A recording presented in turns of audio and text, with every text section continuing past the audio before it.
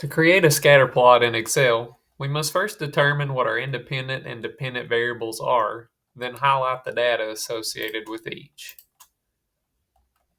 Then we'll click on the Insert tab, and we'll click on the Insert Scatter XY or Bubble Chart icon. Then we'll click the first scatter option. A new scatter plot will appear in the worksheet. First, rename your main title to something appropriate.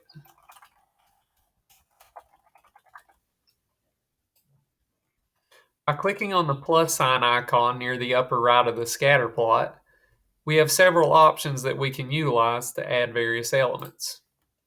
Here I will add axes titles and a trend line.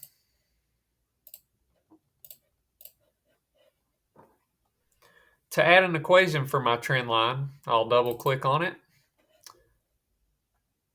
and then I'll select the trend line options icon, and then scroll to the bottom and check the box that says display equation on chart.